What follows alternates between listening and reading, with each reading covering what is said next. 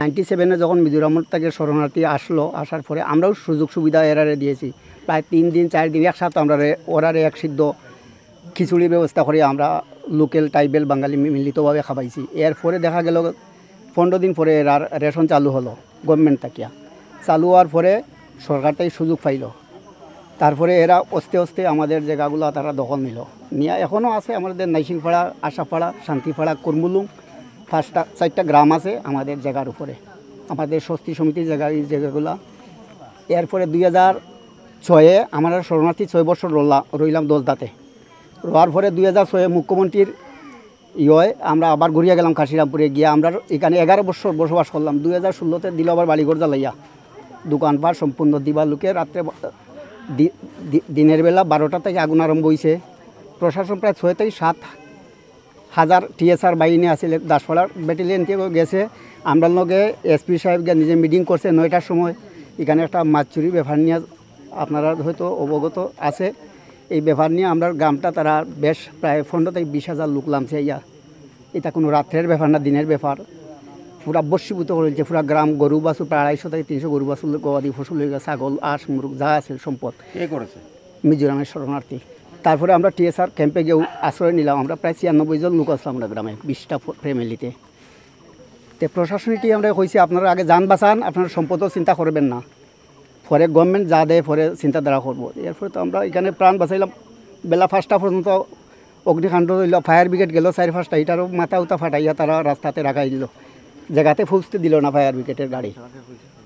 দিবালুকে দিন জ্বললো। এরপরে ডিএমটিএম আইসে, আমরা বড় বড় অফিসার আইসে। অফিসার আওয়ার পরে আমরা কথাবার্তা কইলাম। তো ওই কথাই তারা কইল যে আপনারা ক্ষতিপূরণ পাইবা, আপনারা চিন্তা করেন না, যেন যা ক্ষতিপূরণ হয়েছে। কাগজপত্র তো সম্পূর্ণ আমরা বর্ষভূত হয়েছে। তখন নারায়ণরঞ্জন দাস আসলে এসডিএম, উনি আর ধর্মনগর ডিএম সাহেব বললো যে আপনারা কাগজপত্র যা আছে বিনা খরচে আমরা সব বাইর করে দিব। তো অবশ্যই আমারও বেশি কাগজ জ্বলছে, আমার দোকানপাট জ্বলছে, আমার কাগজপত্র সম্পূর্ণ পাইছে এসডিএম মহোদয়ের কাছ থাকিয়া। মানে আপনি জায়গা থেকেও এখন শরণার্থী জীবন? আমি শরণার্থী জীবনে আমার মতো পরিবার প্রায় 150 থেকে 200 পরিবার খাসি আমার ফ্যামিলি আছে। সম্পূর্ণ এখন আনাচে কানাচে 10দা আছি। আমি এখন বর্তমানে 10দা আছি।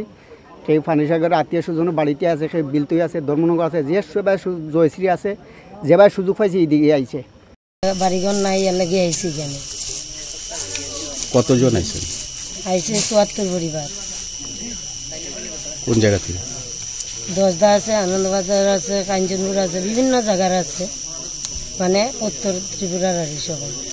কেন আইছেন? তো বাড়িঘর নাই, কেউ বাড়িঘর নাই, কেউ আইছে ওই শরণার্থী তাপেল খাইয়া আইছে, বাড়িঘর ছাড়িয়ে আইছে। তখন তারা কিতা করবো? তখন শুনছে এইখানের মধ্যে মানে জায়গা পাওয়া যাইব, কিছু জায়গা আছে, ওইটার লাগিয়ে সবাই মানে আইছে। এখানে আজকে শনিবার থেকে মানে আছি আমরা। তারা যাওয়ার কি লাগে কইতাছে, ভয় ভিত্তিক তো এমনি দেখাইতেছে, ওই রাস্তা আটকাইতেছে, এই করতেছে, সেই করতেছে, অনেক কিছু করতেছে তারা। ওই মিজোরামের যে শরণার্থী 93 সালে না 95 সালে যে আইছিল, এরা কি করে আপনাদের? এরা তো ওই তো আপনি গরু পালতে পারবেন না, ঘরে থেকে গরু নিয়ে গিয়া পুকুরে মাছ পালাইছেন, মাছ নিয়ে গিয়া মানুষরে মাইজুর করে, দিনের বেলা আগুন জ্বালাইছে, এরকম বিভিন্ন চাপেল করছে।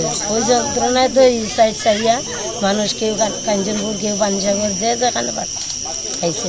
শরণার্থী দিয়ে আইছে 2000 সালে। फॉरेस्ट एरिया में तो कोई नहीं रह पाएगा, नहीं रहना चाहिए। तो जो गवर्नमेंट का जो कानून है उस हिसाब से कार्रवाई होगा, और बाकी ह्यूमैनिटी की ग्राउंड में हम लोग देखेंगे क्या कर सकते हैं।